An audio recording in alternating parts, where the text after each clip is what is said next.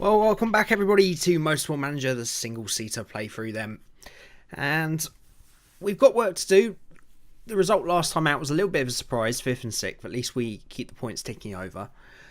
And after obviously a great first couple of races and a pretty poor third race, the fourth one was well needed. But again, the message remains the same. You know, we're under no illusions here. We're far behind the 8 ball in terms of what we need to be doing with this car. And we're going to have to try and keep pushing it forward throughout the season to get it to where it needs to be. As was pointed out, it's going to be pretty difficult to win this championship with Surikov performing as well as he's doing for Kirov. But as long as we secure that second place, then we've got another season to go. And at the end of the day, our headquarters is still the big issue. So if we can get our bank balance in an even better situation, and we can get some HQ buildings built maybe towards the end of the year or next season, then we should be in a better shape once we go up to the WMC anyway. But let's get going for today. So we've got a bit more money back in the bank, so I feel happy once again to stick some new parts on the car. Brakes is where we're weakest at the moment, even with the improvements we've made. But after that, we're looking at the gearbox as the potential area of improvement. So we're going to go for a big money item. We're going to go for a couple of gearboxes, which I think should give us the biggest boost in performance. It's not going to be an overnight fix. You know, we've got to continue to try and improve this car and hope that by the end of the season we're sort of maybe the 4th or 5th quickest car. I'm hoping. We'll have to wait and see, really. The thing that's really holding us back, unfortunately, we're going to wait for a couple more offers before we go for that sponsor, by the way, is not having that 5-star sponsor and giving us that nice boost of money to be able to consistently improve the car. We're constantly, sort of floating around the red zone. So hopefully, once we have the helipad built, we'll get 5-star sponsors, but we are going to need some more marketability from drivers. So Eka looks the most likely, to be fair, to make way. Obviously, she's the one that's holding down the team marketability at the moment, so that's the change we're going to have to make if we want 5-star sponsors. I don't know if we'll even get 5-star in this championship, though, but I'm sure one of you more knowledgeable people can tell me whether that's the case. Right, so we'll switch the reliability of the brakes to the new set. Reliability elsewhere still needs to be improved a bit. I think we'll go over to the front wing for those 2 slots. Performance, we can probably... We've got 2 new gearboxes coming, hopefully, so we can probably switch those gearboxes to the new brakes to max those out. Because at the moment they're still not really better than the good and average set we've already got. We'll switch it back to 10-10. Actually, no, let's go a little bit heavier on reliability to try and get these brakes ready. I doubt they're going to be ready for the next race, but hopefully the race after that we can get them on the car. Right, we've got some new sponsor offers then. All 2-star sponsors, unfortunately. I always get confused with this. We have the appeal of 4-star sponsors, but we've only got 2 4-stars available. So whether it's only a certain number of slots you'll get those offers or it's random, again, I'm not too sure. Shortest contract possible would be the best thing. They're all position based. At the moment, we've got 2nd or above or 4th or above. So it's 4th or above we've been going for. So we really want an upfront payment here, but the upfront payment also is the longest term. We're not going to be going for any of these because I want to get that 4th place bonus from the other sponsor. So I guess we're going to have to take the 900,000 up front and just accept it. Or we wait 2 races and see if we get better sponsors. But I think at the moment, the thing is that's 100,000 per race. We really should be getting more than that. I might just take the 300,000 for 6 races. I think we'll wait. You know what? What difference has that made to the budget? Not much at all. So I think we will wait and see if we get a better sponsor offer when those expire in a couple of races time, because we can afford to do so. And if we can get a free or maybe even a 4-star sponsor on board, then that's obviously going to be preferable. Right, new gearbox nearly finished. Is finished, in fact. So we will queue up the... I guess we'll just go straight into it and queue up the next one. They shouldn't do much because of the bank balance, to be fair. And we need to get this car moving as quickly as possible. So we're going to go acceleration and reliability. And I guess... yeah, we'll go plus 30 acceleration on that one. Okay, and then we really do need to save, because we are running very low on funds. Well, we're out of funds, let's be honest. We're into the overdraft, essentially. But we should be able to sort that out fairly quickly. And let's see how we're getting on with the parts then. Maybe get rid of the reliability on these two, just to try and get those brakes ready as soon as possible. Although we have got the new gearbox, so we may as well just go for those 3 days left. They're not going to be ready by next time, so there's no problems there. Yeah, I'm fairly happy with the other reliability, so we'll just keep it on the new parts just so that it concentrates on just those. And we're nearly ready to go then. So we need to do our pit crew. So obviously waiting until they're recovered as much as possible, which will be right before. Yeah, I know, we're in trouble. But we've got to try and get moving forward here at some point. Right, pit crew. They all look fairly okay. Let's see, switching out the tyres and refueling. We've got quite a few new peeps this time around. Fixing and tyres. Not anybody great. But again, I always prefer the stamina to their abilities, because they're less likely to make a mistake. Everywhere else seems okay. The only one we've got a fresh person for the front jack, so we'll switch that out. I'd like to change this 66, but again, we just don't have people with a good balance for that. I guess we can go the 75 of INT. At least a bit better stamina. Right, let's get moving then. So we're going to go 4 for above with Condor. Hopefully we can have a good race. Whether the car will suit the track will suit our car, time will tell. 65 isn't a massive difference. The performance isn't a huge increase for that reliability, though. We'll wait till that performance comes up and the reliability comes up before we use those new parts. And the new engine's definitely not ready. So it'll be the same car as last time, unfortunately. But hopefully we can race our way to some points again and keep our second place nice and secure. I say winning the championship is going to take something incredibly, something truly bizarre to happen. I think that the kind of form Kirov are in. So as per usual, I shall get practice underway and be back with you guys for qualifying. Right, into qualifying we go then. We've gone out incredibly late because we had a very good practice session, in fact.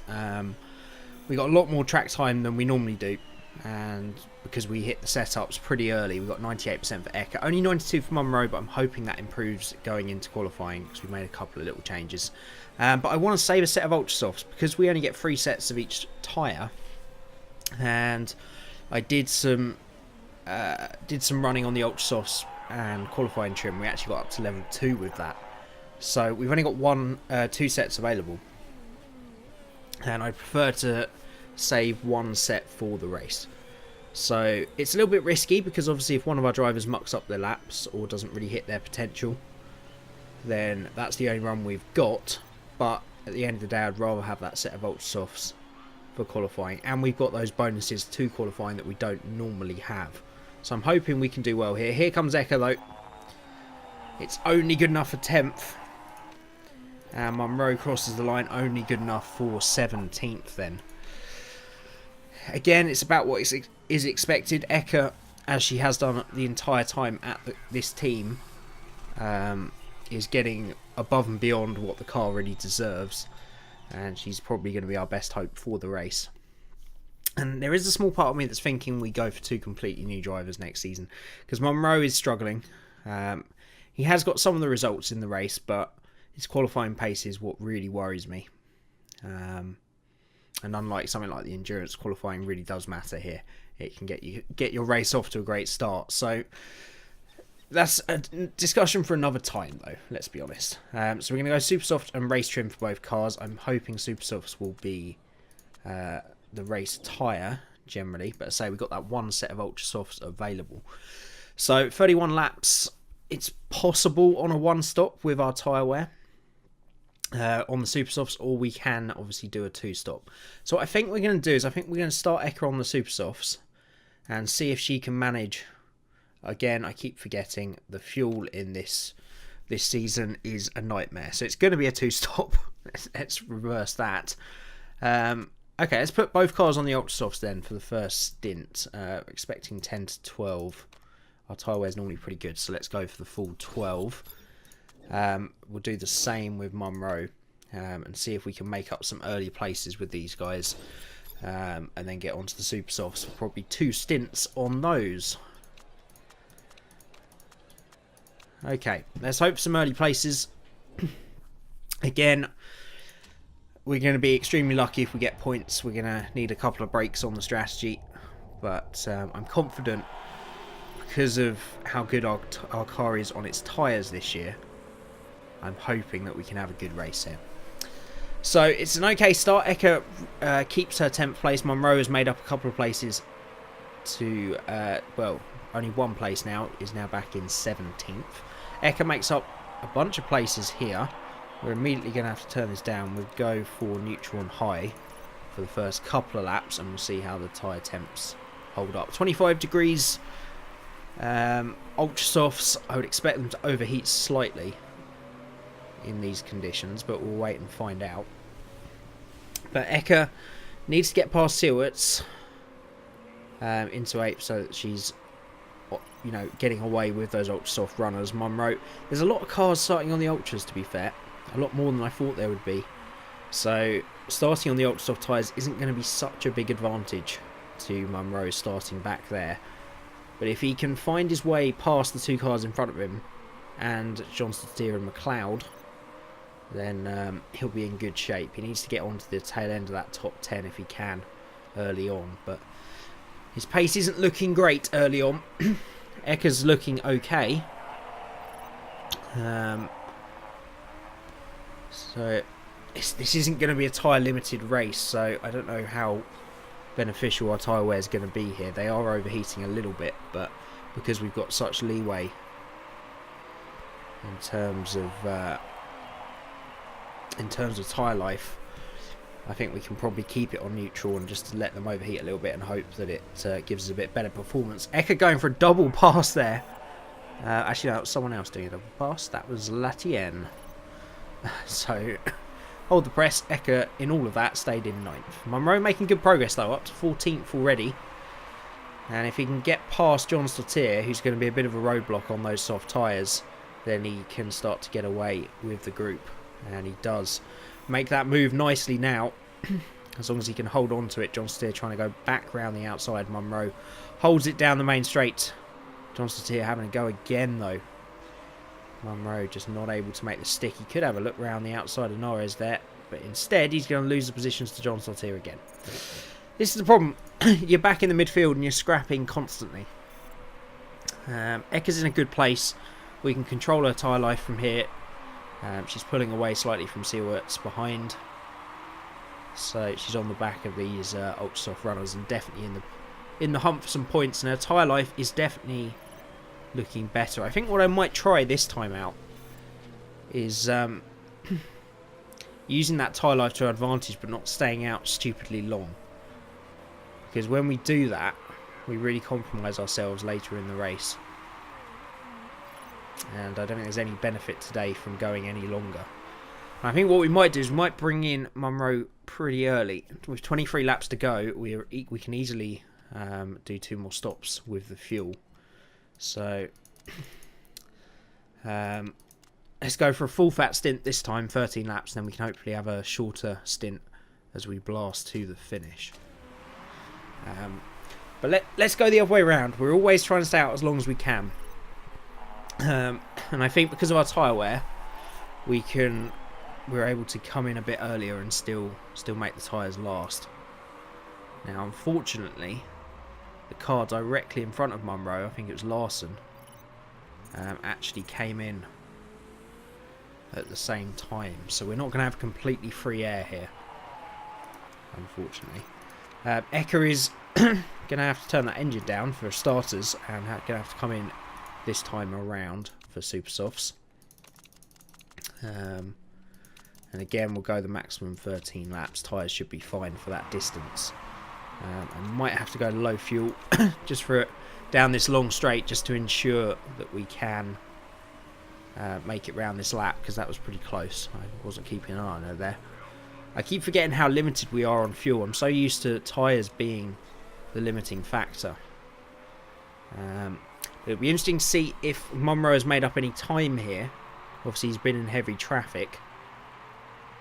It's going to be close between the teammates, but the way the pit exit works its way out, Eka gets out around about a second or two ahead of Munro. Unfortunately, she can get out ahead of Tyler, so she's going to need to make that move done as quickly as possible. I'm fairly confident in our engine and gearbox to keep it on high fuel mode, at least for the moment.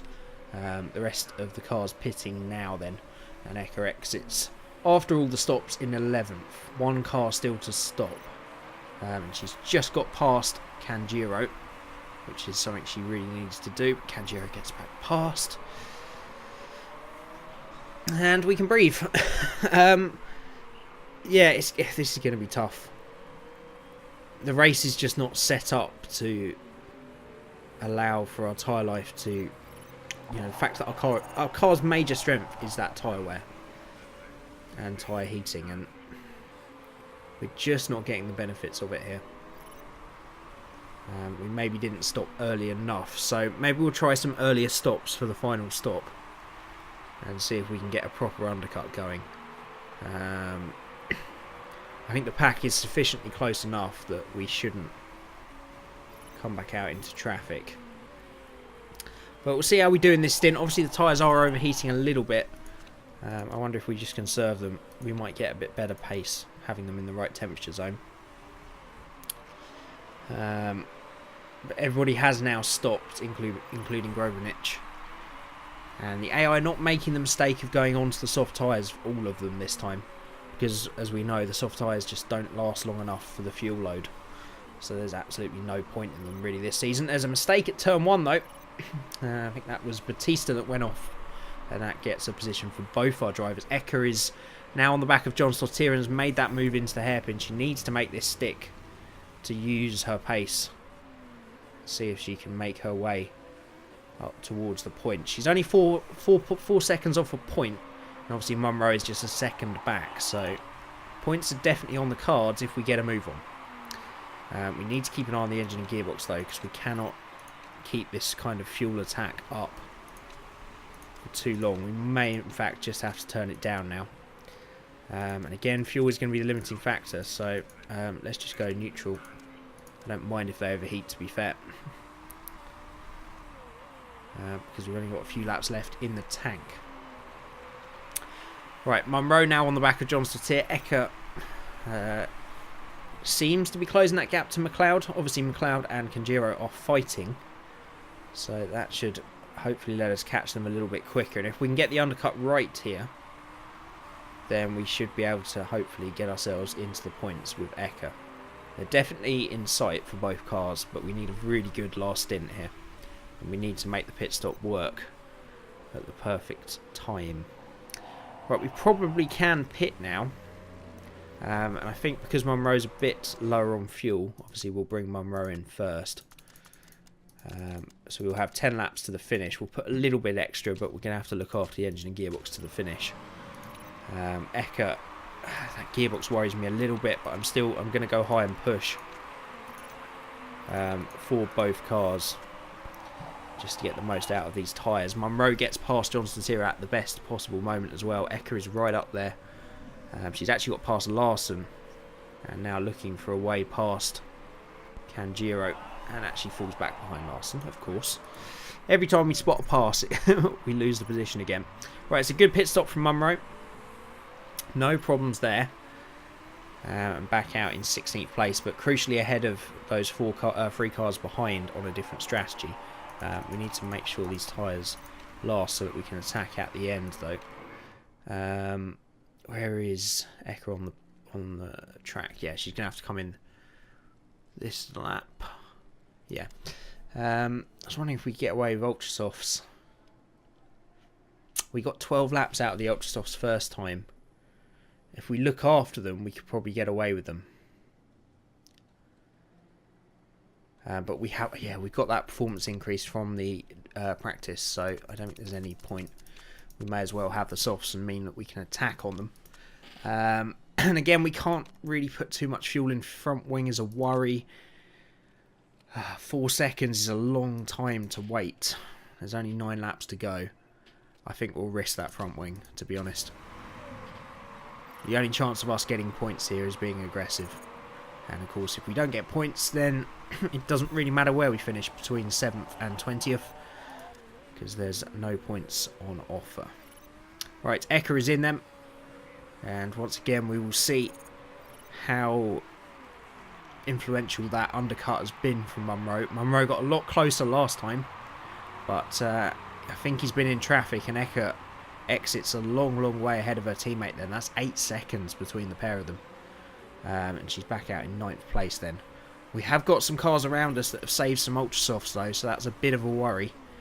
So we're going to come under some heavy attacks early on in this stint, and then hopefully it will come back to us later on. We can probably stay on neutral for the tyres for the moment. So we got a very short distance to go on these. I think we can probably push them. And the fuel, again, the engine and gearbox I'm worried about. I won't push just yet. We'll use it later on once these Ultra Softs are worn down on everybody else. Latienne has actually come out quite a way ahead after all those pit stops.